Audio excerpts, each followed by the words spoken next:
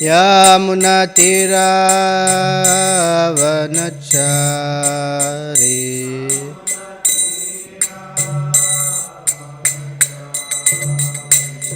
जय राधा माधव कुंज विहारी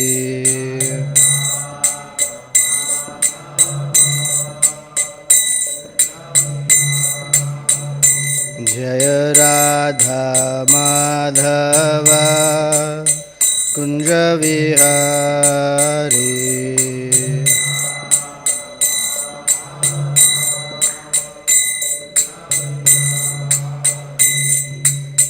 गोपीजना वल्लभा गिरिवरधारी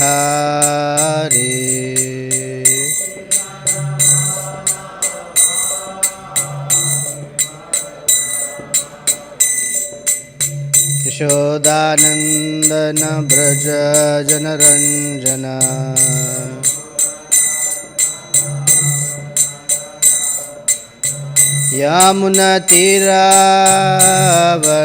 यामुनातिरावनचारि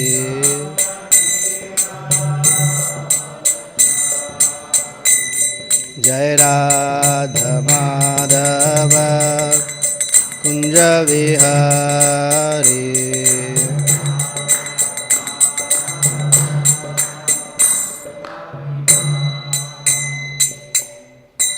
जय ओम विष्णुपाद परमहंस परिव्राजकाचार्य अष्टोत्तर शत श्री श्रीमद इस डिवाइन ग्रेस एसी भक्ति वेदांत स्वामी शिल प्रभुपाद की जय, अनंत कोटि वैष्णव वृंद की जय, ग्रंथराज श्रीमद् भागवतम की जय।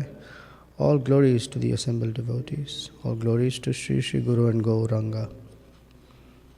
Narayanam namaskritya naram chaiva narottamam devim saraswatim vyasam tato jayamudirayet nashtaprayeshu bhadreshu nityam bhagavata sevaya Bhagwati उत्तम श्लोके भक्तिर्भवति नैष्टिकी। ओम नमो भगवते वासुदेवाय ओम नमो भगवते वासुदेवाय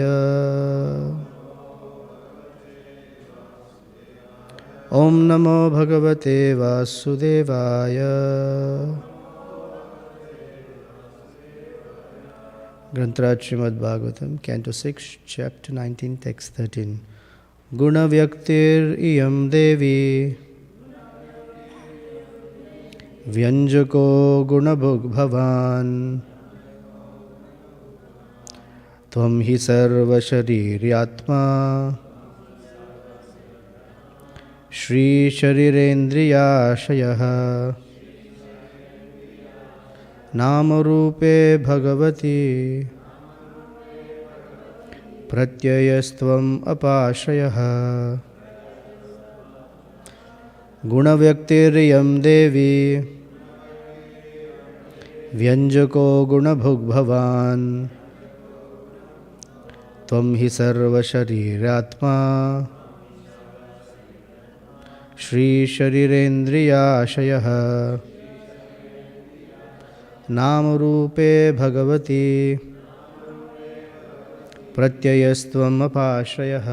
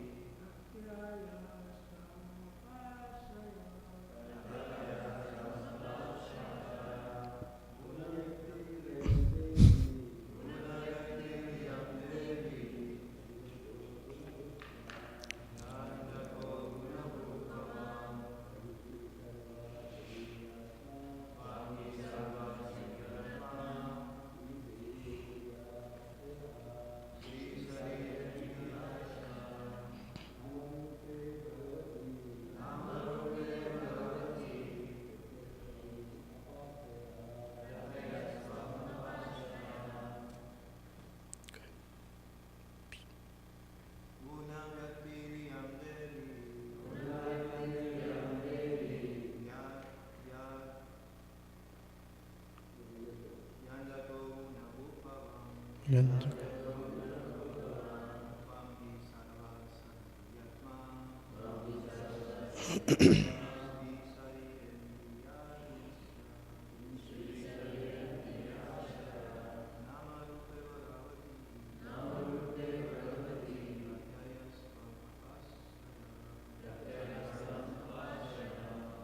please.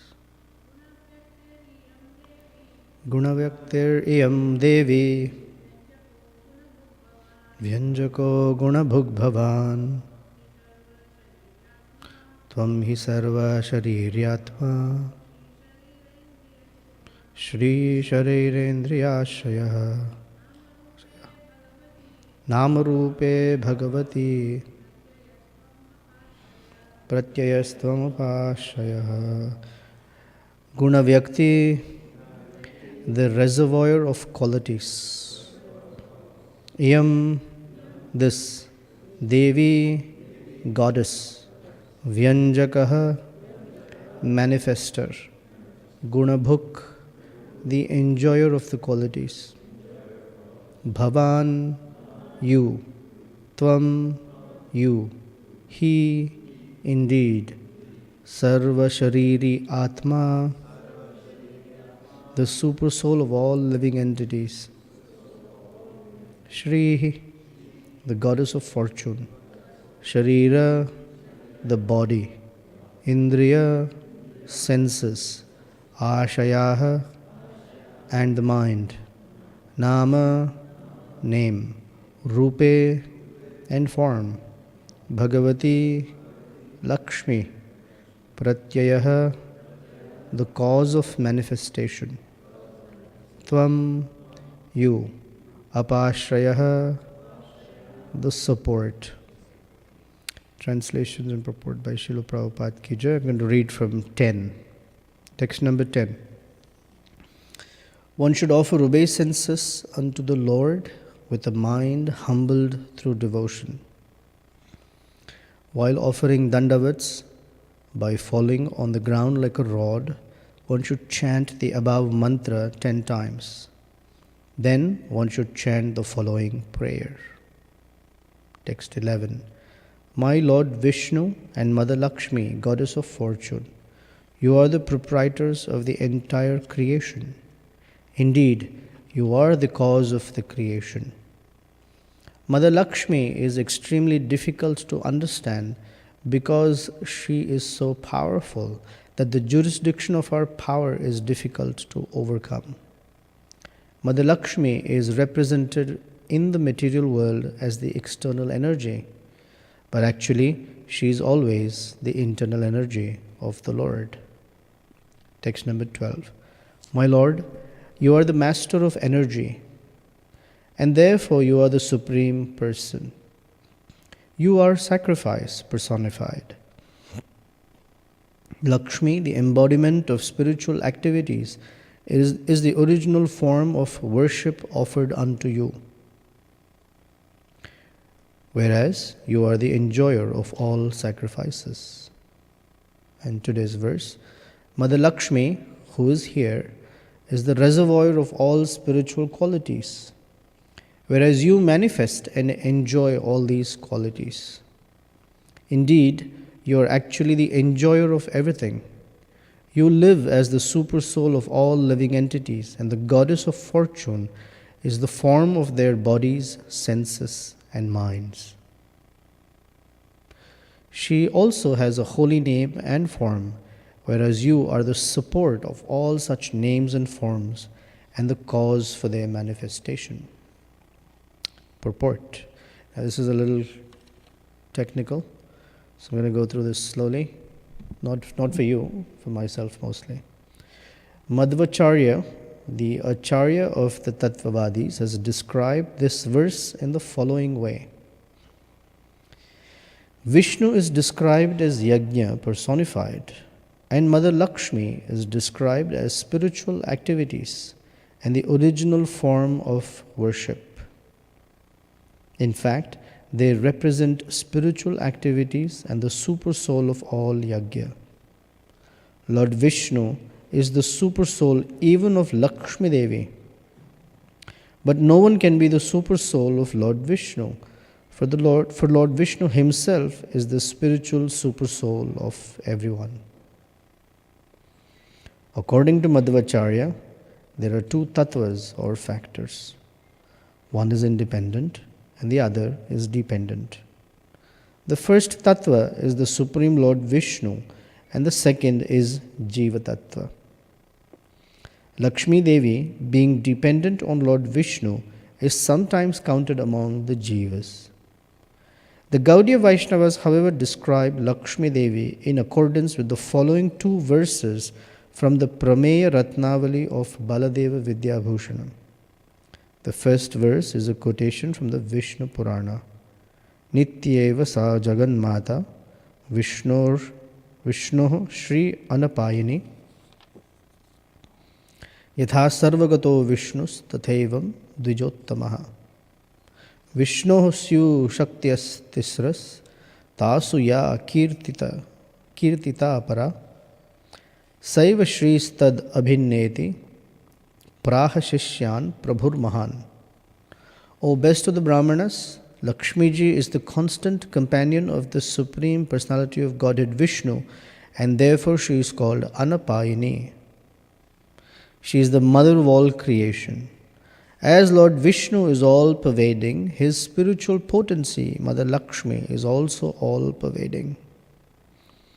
Lord Vishnu has three principal potencies: internal, external, and marginal. Sri Chaitanya Mahaprabhu has accepted Parashakti, the spiritual energy of the Lord, as being identical with the Lord. Thus, she is also included in the independent Vishnu Tattva. In the Kanti Mala, commentary on the Prameya Ratnavali, there is this statement: Nanu kvachit nitya mukta jivatvam lakshmyaha svikrutam tatraha praheti nityeveti padye sarvavyapi kathanena kala kastheti adipadyadvaye shuddho apiti ukta sa mahaprabhuna swashishyan pratilakshmya bhagavad advaitam upadishtam kvachit yat tasyastu dvaitam uktam tattu tad avishta nitya mukta jivam adaya sangatamastu.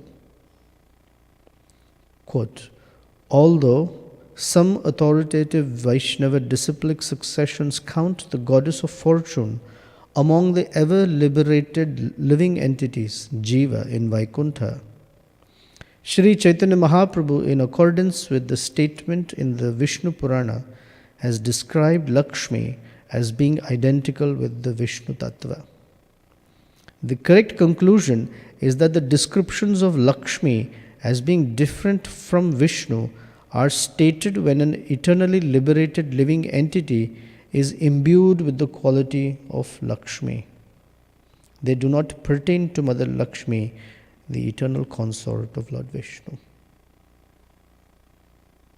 Any questions? Om Ajnana Timirandasya Jnanandjana Jalakaya Chaksurunmilitam Yena Tasmai Shri Gurave Namaha Shri Chaitanya Manobhishtam Sthapitam Yena Bhutale Swayam Rupa Kadamahyam Dadati Swapadantikam Vancha Kalpatarubhyascha Kripa Sindhubhyevacha Patitanam Pavanebhyo Vaishnavebhyo Namo Namaha Shri Krishna Chaitanya Prabhu Nityananda Shri Advaita Gadadhar Shrivas Adi Gaura Bhakta Vrinda.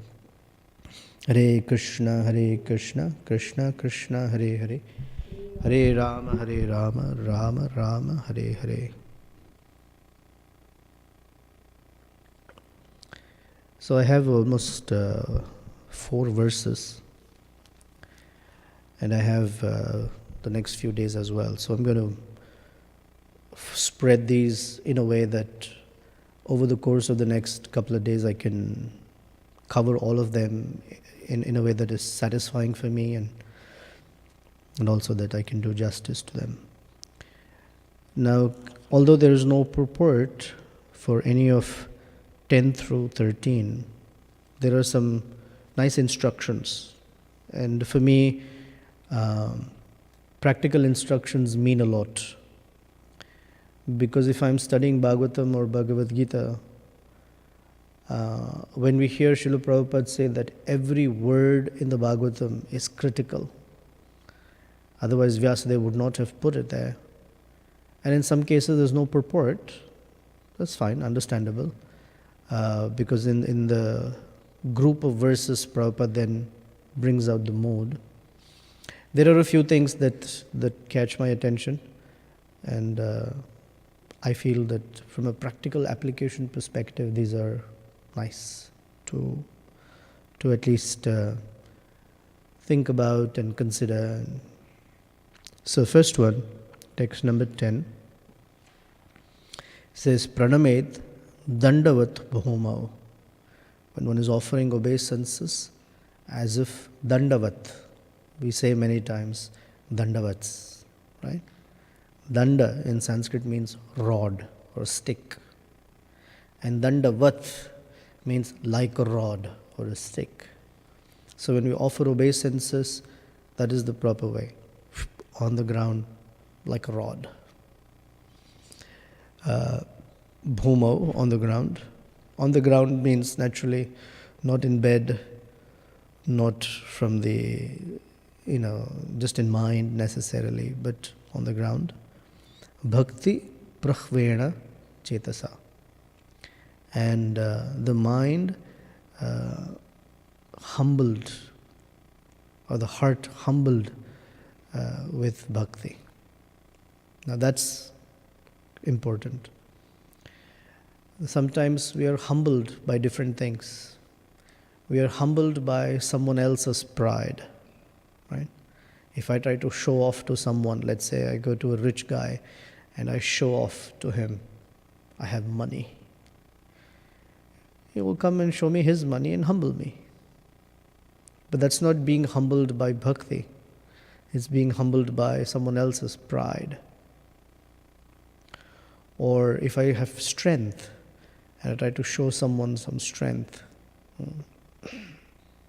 then we are humbled by someone else's strength. But humbled by devotion has a particular meaning. That our humility is expressed in relation to Krishna. That is humility. In relation to Krishna, humbled by bhakti is that in front of Krishna, I'm a tiny speck. I'm a very, very tiny speck.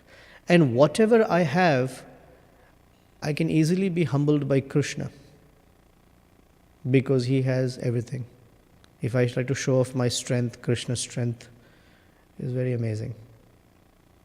If I try to show off money to Krishna, Krishna's internal potency is standing right there, the mother of all fortune and opulences. So I'll be humbled that way. So that's when we try to compete with Krishna. Humbled by devotion also means that my motivation for service is coming from the platform of humility versus a platform of some need. That's very important, because that's what makes service pure. When I come and offer some service out of a need, then that service is not pure, or not yet pure. It has something else mixed in it. Or I come and offer service because I want to know something, some knowledge I want to gain. Then it is mixed with jnana. It's not humbled by devotional service. Another meaning for humbled by devotion means that there are loving feelings. There are many persons who can get humbled, but they may not have loving feelings in the heart. Right? Sometimes we see that people say, Krishna is testing me. It's very difficult. And they may have some resentful feelings towards Krishna. Although they are humbled, they are crushed. Still they may carry resentful feelings. Humbled by devotion means that one is sold out to Krishna in such a way that whatever Krishna does is okay for them. Now for us as a practicing devotee, this may be a little far-fetched yet. But that's something that we have to appreciate. See in the lives of others and be inspired. Like, wow, Krishna can do anything with them? And they have absolutely no resentment, no resistance, no sense of, hey, what are you doing, Krishna? This is not in your jurisdiction. And that mood is what Chaitanya Mahaprabhu wants to gift us. Aslisya va padaratam pinashtumam adarshanan marmahatam karotu va. My dear Krishna, if you want to humble me by breaking my heart, yesterday the heart was broken into many pieces and kicked and crushed by different people, by the girlfriend, by the mother, the father, the friend didn't care. Krishna says, you can break, the psychiatrist, you can break my heart, but my love for you will not reduce even a bit. In fact, it will grow even more. Such a contradicting feeling. Marmahatam karotuva. Or aslisyava, you may embrace me, you may humble me by embracing me. Generally we like when our humility and all that grows when things happen that we like. We get some special attention from Krishna or Krishna's devotees. We get some special favors. The special maha came down, we somehow got the garland, or the samosa came from the plate, or something, tulasi came from the lotus feet, or some devotee appreciated us. Those are, Krishna, you're such an amazing person, I want to serve you. Which is nice, Krishna's way of encouraging service.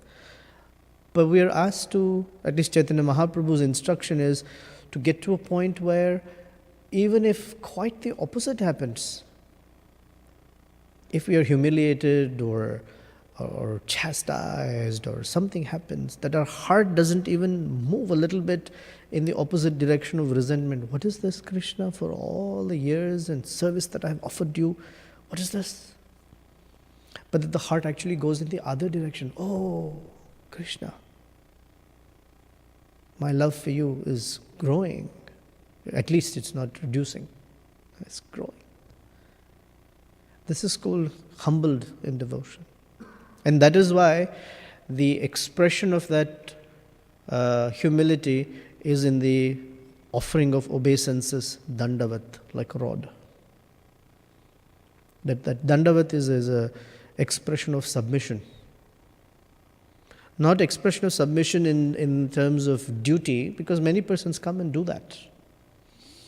But that the heart is involved with it. Pranaya, it says, bhakti prahvena chetasa. And then it says, dashavaram japen mantram. So this mantra should be recited 10 times. Tatah stotra mudirayet. And then the mantra is previously given and the prayer is coming up. And this is the prayer. Yuvam means both of you. Vishwasya vibhu, you are the proprietors of the entire creation. Jagatah karanam param, iyam hi prakriti sukshma maya shaktir duratyaya. Mother Lakshmi is extremely difficult to understand because she is so powerful that the jurisdiction of her power is difficult to overcome. Mother Lakshmi is represented in the material world as the external energy, but actually she is always the internal energy of the Lord. So first of all, it's an acceptance. This prayer is an acknowledgement that Lord Vishnu and his internal energy, Lakshmi Devi, they are the cause of all creation. This is specifically talking about material creation, because that's where we are. So, in Goloka Vrindavan, the original personality of Godhead Govinda exists with his internal potency, Srimati Radharani. This is in Vrindavan. And as each realm he manifests himself, she manifests herself in accordance to his manifestation. So in the Ayodhya realm, when he manifests himself as Lord Ramachandra, she manifests herself as Sita Devi. Always there as the eternal consort. When you come down to any of the Vaikuntha planets, then she is there as one of the expansions of the goddess of fortune. When we come into the material universe, and there is Garbhodakshai Vishnu, who's for most considerations considered the cause of the material universe. Of course, Krishna is the original cause, Anadir Adir Govinda. But the Purusha avatars are expanded for the sake of creation. Mahavishnu, Garbhodakshaya Vishnu, and Kshuradakshaya Vishnu. That expansion who glances at the totality of material energy. Then that particular expansion of Vishnu, from whose navel all the planetary systems manifest. Lord Brahma, and then he creates it. And then that expansion that enters every atom of creation. And she, as Lakshmi Devi, is along with him in all of them, because that's what's coming up, that the energetic and the energy cannot be separated.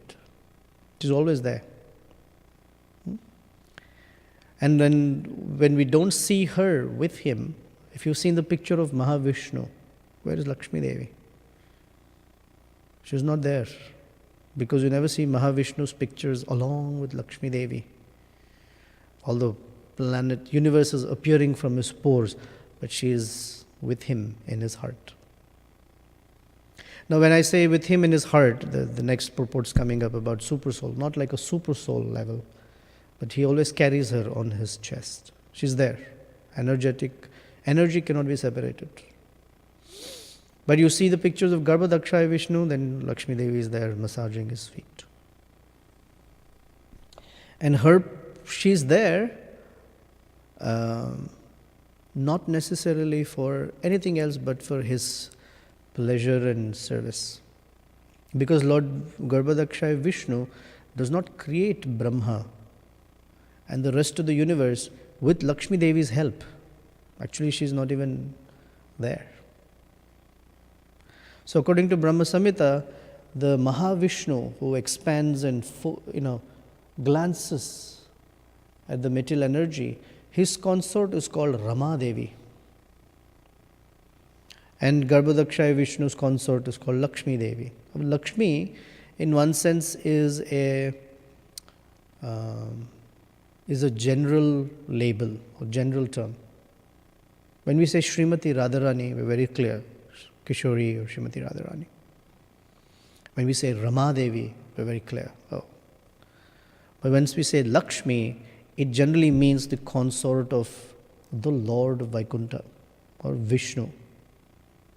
Because there are hundreds and thousands of Lakshmi Devis.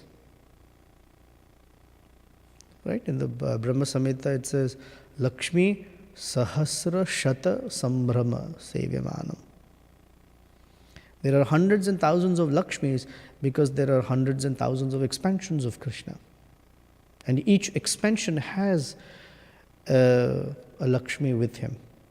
As Lord Nrsingadev, there's Lakshmi Devi, there's Varaha Devi, there's Lakshmi Devi, Bhodevi, there's like that. There's all of goddesses of fortune.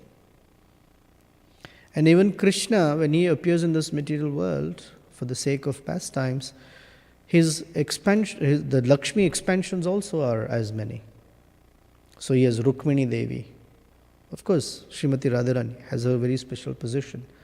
But when he comes to Dwaraka pastimes of opulence, then there is Rukmini, then Satyabhama, etc. Lakshmana, Kalindi, a whole 8 of them.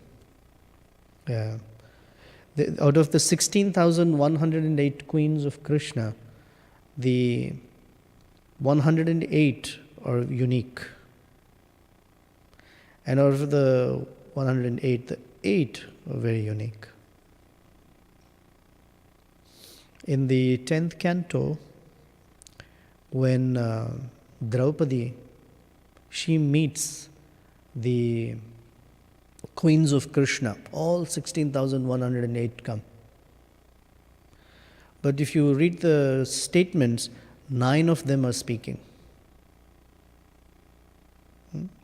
So the 9 represent the 16,108 this way, that the first 8 speak for themselves. Rukmini speaks for herself, Satyabhama speaks, Lakshmana, Kalindi, Mitravrinda, and I forget 2 more, 3 more. I forget their names right now. All 8, they ask Draupadi, so how is it that you take care of Krishna, you take care of your husbands so nicely? And each of them narrates how Krishna married them. Oh, Jambavati is also there, the daughter of Jambavan. And then so each narrates. Rukmini says, oh, he came and kidnapped me from Shishupal's wedding procession. The Satyabhama will say, oh, when my father was very proud about the Shamantaka jewel, then my father was humbled by Krishna. So he gave me as a wife to Krishna. And the Jambavati says, oh, Krishna fought with my father, Jambavan, because my father forgot that this was his worshipable Lord, Sri Ramachandra, who had appeared again. And they fought for 27 days. And then Jambavan became tired and he said, who can fight with me like this? Please take my daughter. So like that they all narrate. Then there is one queen, her name is Rohini. She speaks for 16,100 queens. It's her voice. So like this, the goddesses of fortune also expand for associating with Krishna. And this verse says, you are the proprietors of the entire creation. Indeed, you are the cause of the creation. So between Mahavishnu and Rama Devi, who then shows her external features, which is called Durga Devi, or the material energy, with which Lord Vishnu then, or Mahavishnu then glances for the sake of creation. And just by his glance, she's impregnated with all the living entities who have been suspended in him for the duration of one night. And with the glance, all living entities and their associated karma are now in the womb of this Mahat Tattva, if you will, this external energy, the material creation. And that glance is so powerful that all sorts of transformations manifest. That's in these verses, that you manifest, you change. Here it says, Vyanjako, manifester. He manifests by his Ichha Shakti. So we all have what we call Ichha Shakti, the power to desire something, correct? Like some of us may desire, oh, I wish I can eat now, I can sleep now. Things don't move by our Ichha Shakti. Right? Has anything happened because we have desired it? Some things do, but not everything. I desire to walk, so I can do it. But sometimes we find that either with age or some problem, physiological problem, even if I have a desire to walk, I cannot walk. In the case of Lord Krishna, or specifically Mahavishnu here, his Ichha Shakti, whatever he desires, happens. Swabhaviki Jnana Balakriyacha. It is just inherent for him that as soon as he says, may this happen, it happens. In fact, there's not even a lag between may this happen and the energies have to figure out, what's the best way to do, there's no conference, and then it just happens. That is the potency he carries. So when he feels, these living entities need a material space, and by that he glances and all of creation manifests from there on. It just happens by that Ichcha Shakti. So then we talk about Lakshmi Devi in this verse 11. It is said that Mother Lakshmi is extremely difficult to understand because she is so powerful that the jurisdiction of our power is difficult to overcome. She is specifically referred to here in the sense of the external energy. And so Prabhupada writes, Mother Lakshmi is represented in the material world as the external energy, but actually she's always the internal energy. So from Krishna's perspective, there is only one energy, his energy. From the living entity's perspective, that energy looks different. So famous example Srila Prabhupada gives that for an electrician, it's all electrical energy. But he knows how to use it for cooling or use the same energy for heating. And for the consumer, one looks like, this is cooling, and that looks like heating. But it's the same energy. Although you have opposite effects here. Similarly, this is a little Bhagavad Gita, it's important to know. In the 7th chapter of Bhagavad Gita, where Krishna describes his energies, Bhumi, Apa, Nalo, Vayu, Kham, Mano, Buddhirevacha. Correct? My 8 energies. There's one word that is used. It says, Bhinna Prakritir Me Ashtada. Bhinna means separated. When Krishna says, these are my separated energies, he is speaking from the vantage of the conditioned soul. Okay? Bhinna means separate. When one doesn't see connection with Krishna, that's when things are separated. So the conditioned soul in the material world does not see earth, water, fire, air, ether, mind, intelligence, false ego as Krishna's energies. He sees them as his own. That's the next verse. There is another energy, the superior energy, who's exploiting my inferior energy. Yayedam dharyate jagat. He is enjoying it. So the word bhinna is used to show the conditioned living entity's sense of disconnect of the energies from Krishna. So naturally, if no one else is the proprietor, I am the proprietor. It's for my enjoyment. And when the conditioned soul's consciousness is transformed, he doesn't see them as bhinna anymore. Right? Therefore we said, everything is Krishna's energy. We don't see it as separate from Krishna. That's the trick word. Similar like that references in the 2nd chapter of Bhagavad Gita, where the size of the soul is discussed. He says it's 1/10,000 part of a tip of hair. So that if you put a hair strand on a piece of paper, you touch the tip of it, and that is very almost microscopic. You break that down 10,000 times, and that's the size of the soul. Now the question, if soul is spiritual, does it have dimensions?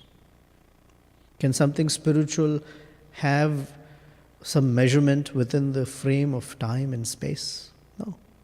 So is the soul small or big, or so one may ask. So it's described that because we are standing, or we are situated in the material sphere, and we are being introduced to the concept of the soul by Krishna, he gives a sense of dimension only to explain it. Oh, it is very, very tiny. Actually, the soul has no dimension. You can't even measure it because it's not material. So as soon as you take a microscope or a micron scope, whatever it's called, still you can't measure it because it's non-measurable. Yet it's discussed in terms of physical dimension only for the sake of example. So like this in the 7th chapter when Krishna says, separated from me, the energy never separates from Krishna.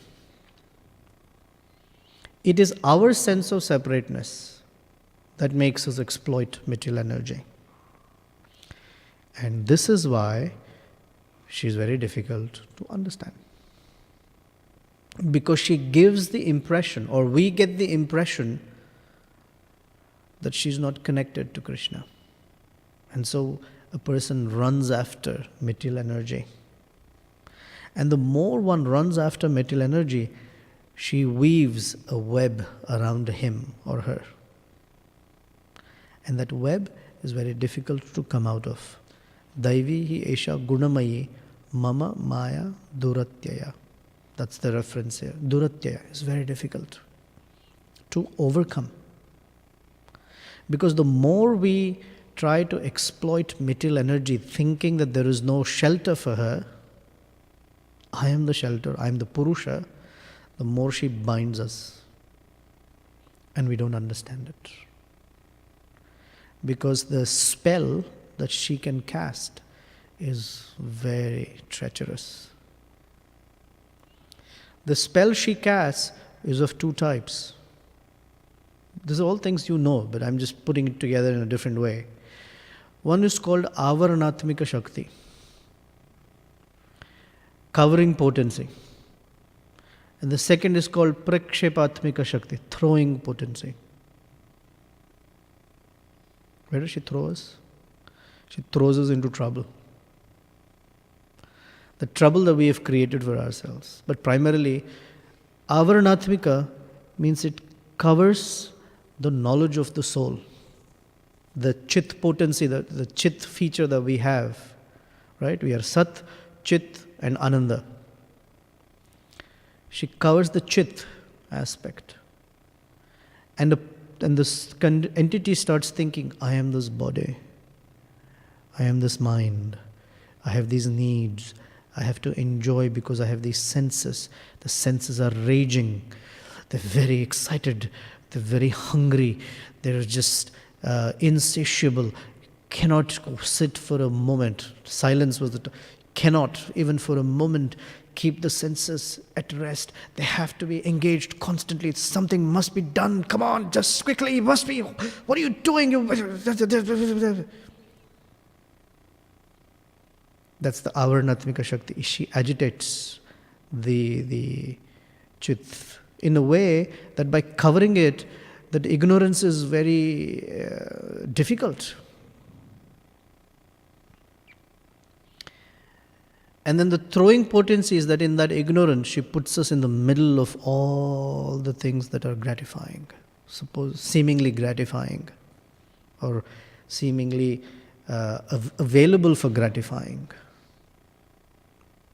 And the more the conditioned soul goes to gratify his senses and mind, the thickness of the Avaranatmika Shakti grows. It becomes thicker and thicker and thicker. To such a degree that, in the human form of life, that covering is not so thick.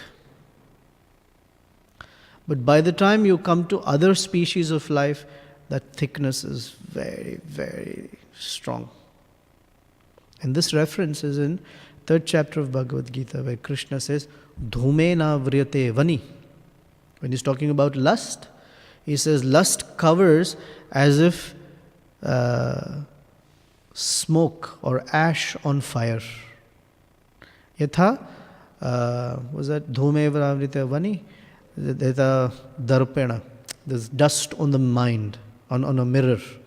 and as an embryo is covered by the womb. These are the 3 degrees of lust. And Prabhupada describes that in the human form of life, it's like the dust on the mirror. So as one falls into the trap of this throwing potency, the covering potency becomes stronger and stronger and stronger.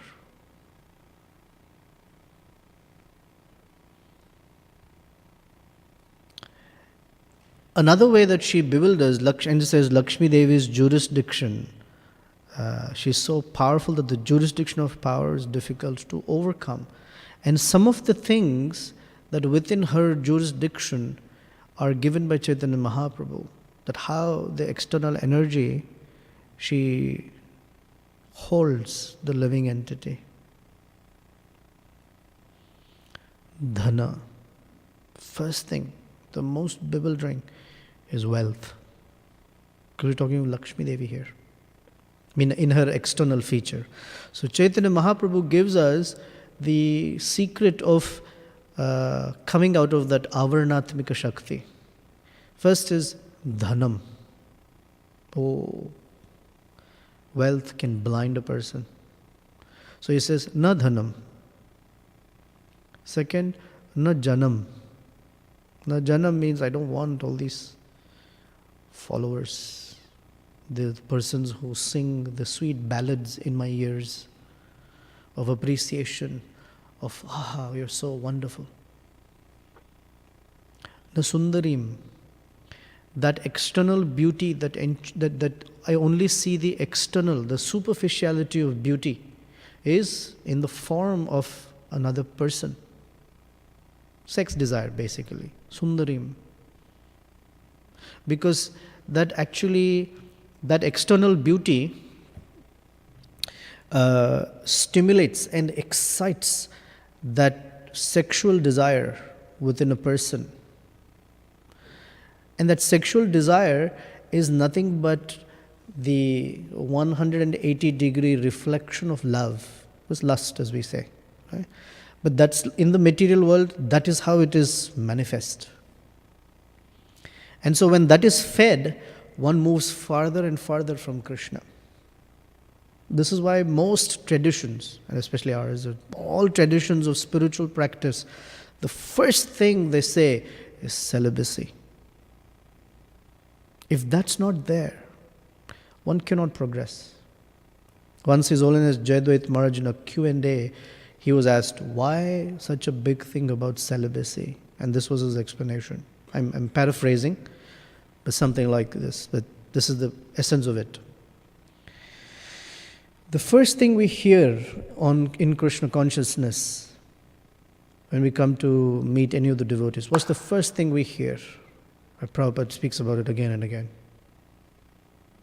You're not this body. That's like the foundational teaching. You're not this body. And the highest realization of that is, you're not this body. We hear it, and thus we realize it at some place. Now, if you're not this body, okay, now that's the foundation on which our entire spiritual understanding is built. What is sexual interaction all about? The body. The absorption becomes so focused right on the body. The touching of the body, the smelling, the tasting. It was all in the sexual act, the tasting of the body, the hearing of, oh, you're so amazing, whatever, those things. All the 5 senses and the mind are focused and completely enamored by the body. So sexual contact or sexual desire hits or breaks the very foundation on which spiritual life is being built. Because on one hand we say you're not this body, and the whole enamoring behavior is about the body. So it's counterproductive. It's like lighting a fire and throwing water into it. So he said that this is why spiritual traditions, the first thing they will say is celibacy. It separates, or actually it allows for that foundation to become reality for someone.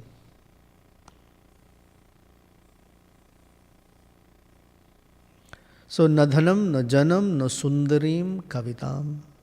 Kavita means poetry. People glorifying us sounds like poetry. I often joke about it.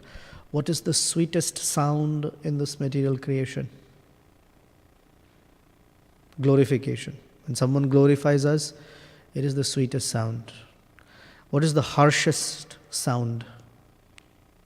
What is the most difficult sound to hear? Criticism? No, not even criticism. Glorification of someone else. Because envy is very strong in the material world. Criticism still is all right because I'm still the center of the conversation. Yeah? It's okay. It's just like, it's about me. But as soon as someone else becomes the center, whoa, somehow something happens to me. Because envy is very strong. So people do things in the world to attract that appreciation, that acknowledgement. It's there for all conditioned living entities. In fact, it's there because all living entities are trying to act as the Purusha, the enjoyer. Means that they become the center of activities and others' consciousness. Na dhanam, na janam, na sundarim kavitam va jagad isha. I want to be the controller of the world. Now someone may say, I don't have aspirations to be the controller of the world. The point is, some people want to be the controller of the world, some people want to be the controllers of their world. My world may not be this whole. My world exists among my friends and my relatives or whatever sphere that I know. I want to be the boss of that one. My world is small. I don't know the 7 billion people on the planet. I don't know all the countries. I don't know. But my world I know. And Jagadisha means to be the boss of my world.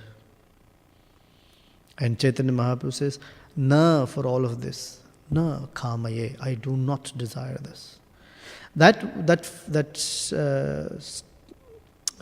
shloka is an affirmation. Is an affirmation of I want Krishna. And then that's the next two lines. Mama janmani janmanishware bhavatad bhaktir ahaituki tvai. Because that bhakti will turn me to Krishna in such a way that, going back to the previous verse, I will be humbled by devotional service. Because when I'm humbled by devotional service, I'm situated in my real position. In that real position is where I am happy, because that's where my chit, my sense of cognizance or knowledge is fully manifest. That avarnatmika shakti does not impact. So like I said, I don't think I have time to go to verse 13. These are important things. So I'll pause and see if there are questions. But between the next few days, whatever is I think I'm on schedule, I'll cover them. So any comments, questions? Karunanidhi Prabhu and then Krishnanam. Karunanidhi Prabhu.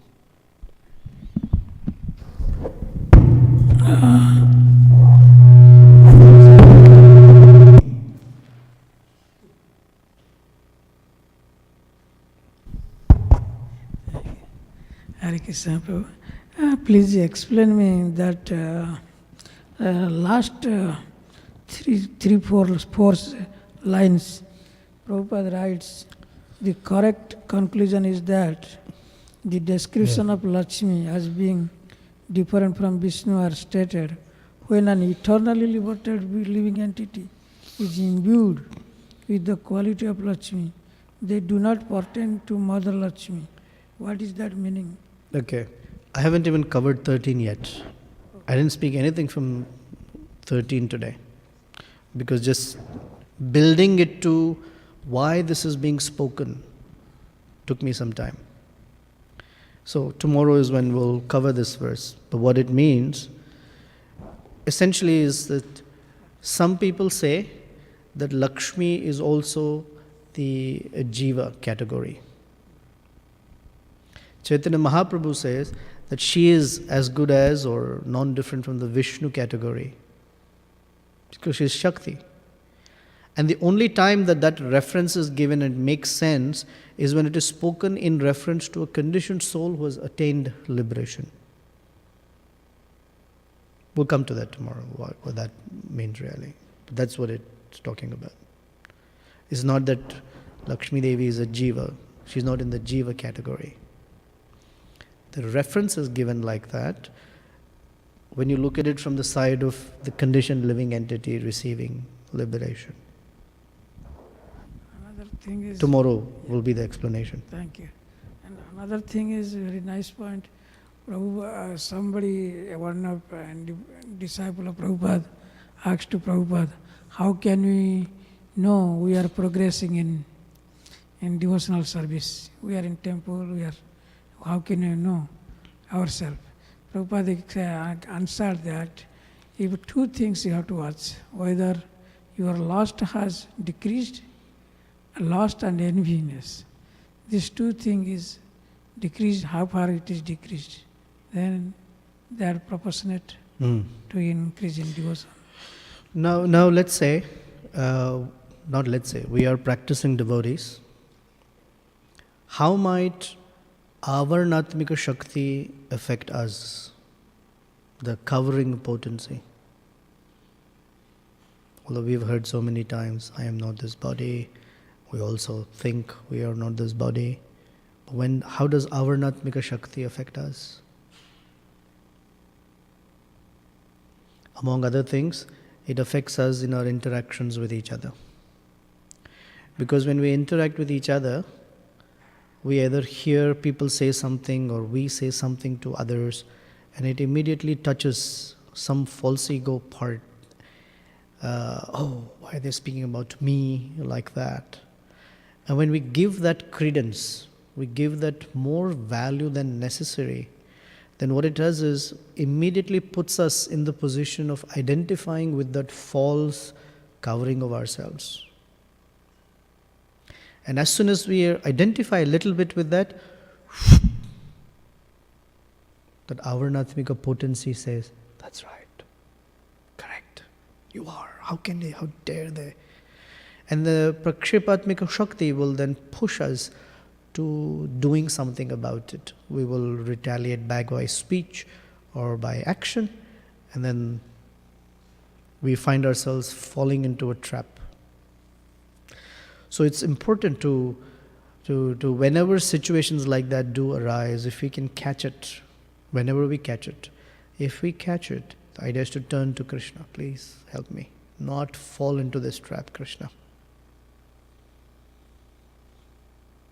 Then the influence of the Avarnatmika Shakti on a practical level is not so strong. Of course, it's there deep inside because the conditioning is such that we think we are this body. Okay, Krishna Nam. Hare Krishna. I just wanted to share about the point you were saying that we want to be in the center always. And we usually when we are before becoming devotees, joining ISKCON, we are trying to be in the center, and enjoy and everything. But then and this is like a trap of Maya. But then when you join in the society of Krishna consciousness, and it's another trick of Maya to think that I am the devotee, and I am advanced, and I am a guru of devotees. I'm giving instructions, and it can be tricky. I'm not saying that some people may be qualified, but we have to be careful with this. And we also want to be in the center, and when we join, we want to be the best sometimes, and the best kirtaniya, the best philosopher. But this is also probably an illusion, because again we want to be in the center. Can you say something about this? What should be our mood and consciousness? Our mood, well, not that I'm there, so since you're asking me,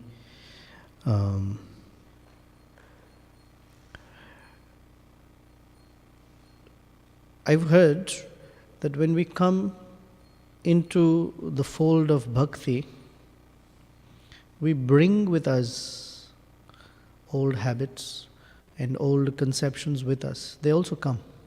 They're part of the suitcase and carry-on baggage that we bring into the devotional life,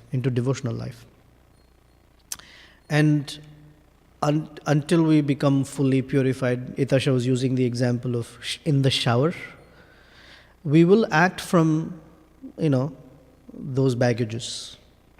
So I wanted to be the best something there. I come here, I want to be the best here. I'm saying here, not like this temple, but here in devotional life. I had some old aspirations there, I fulfill the aspirations here.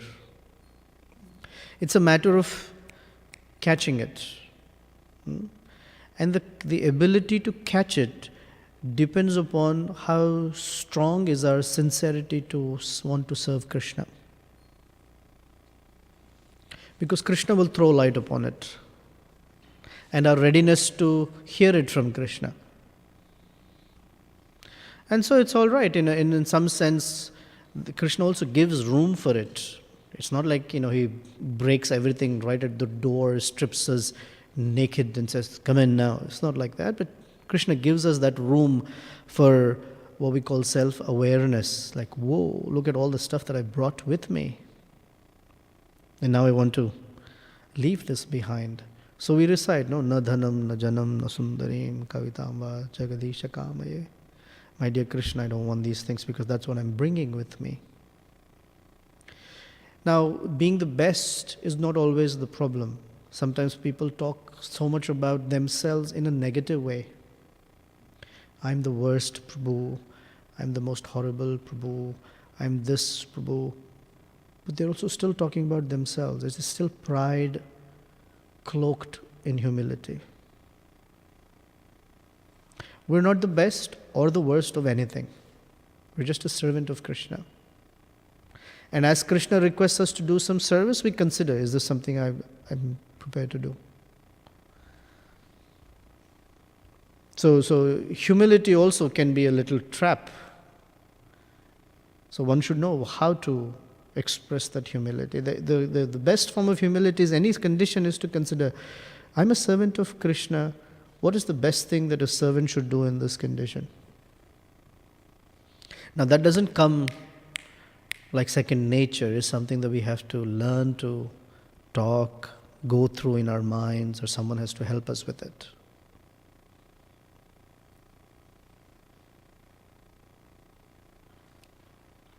Actually, His Holiness Kadamba Kanana Maharaj wrote a beautiful note on humility. He was teaching Sikshastaka in Mayapur, I think. And when he was talking about the third verse, there's a little note. It's a fantastic note. Do you have that?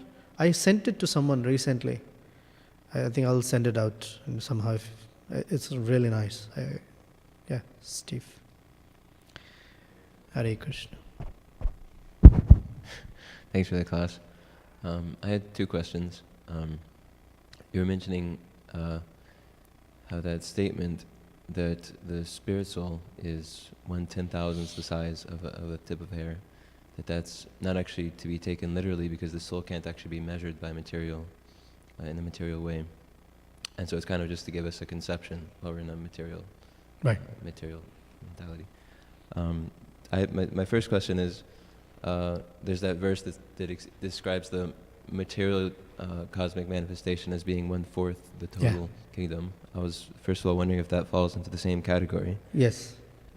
It's also not, it's just kind of to give us a conception of it is more to give us a sense of comparison between that material realm, which is unlimited, is only 1/4 of the unlimited spiritual realm. Both are unlimited. So 1/4 of infinity doesn't make sense per se, but it is just in terms of, give us the idea of comparison. Our universe is 4 billion miles wide. But there are unlimited universes.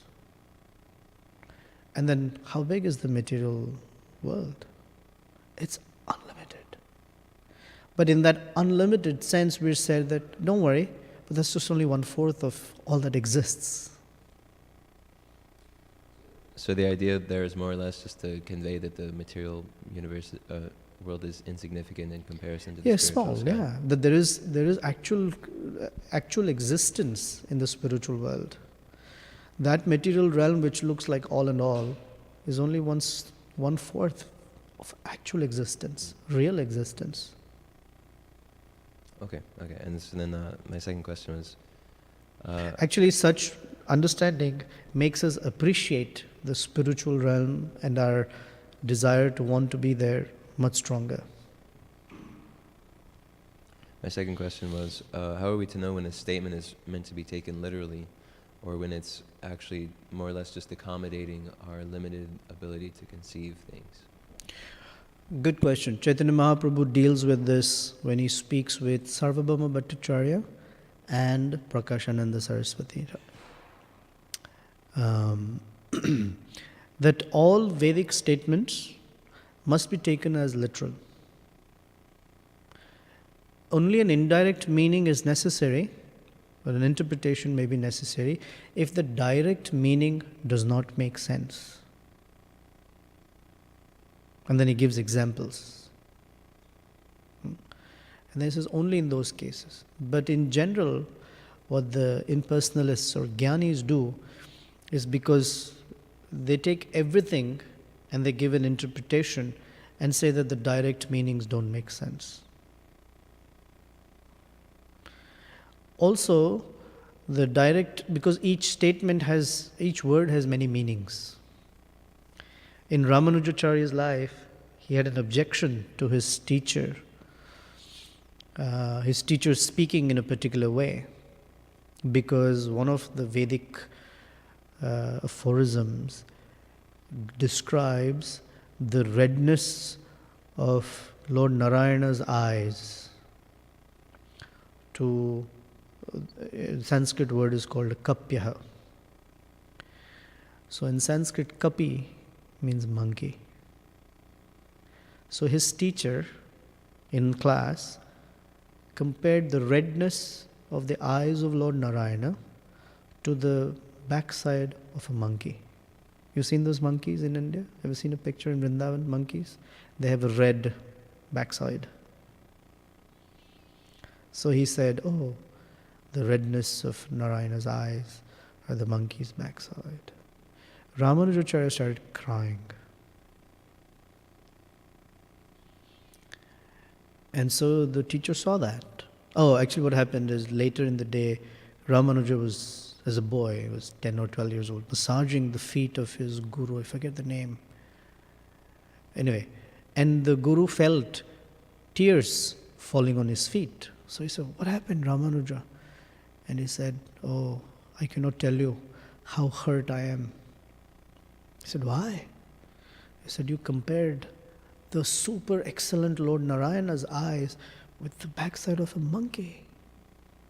So he said, oh, the teacher got offended. If you know better, you explain. And he said, Kapi is also a reference to the sun. And the friend of the sun is a lotus flower.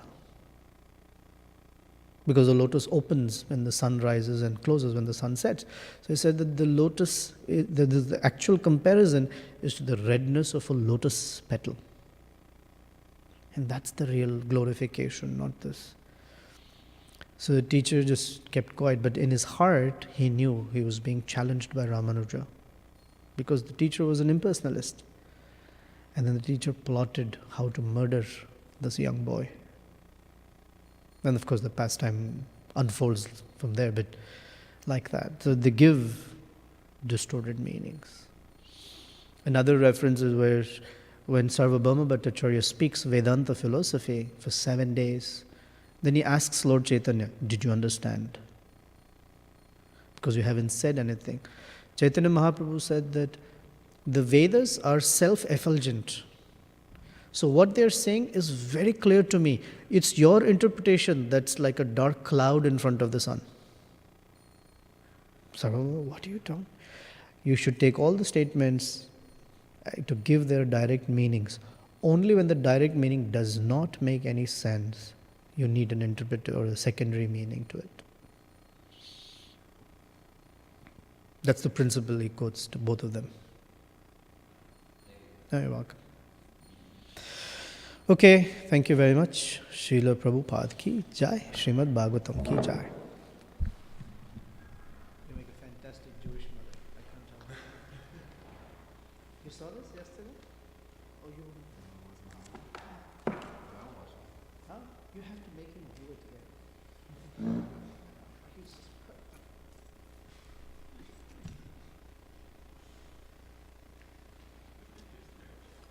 huh?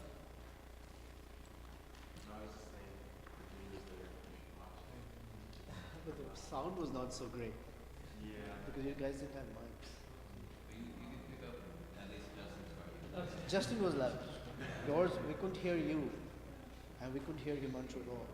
It was just, Himanshu was like, of course, as a rock star, what he said didn't have much meaning. It was how he said it.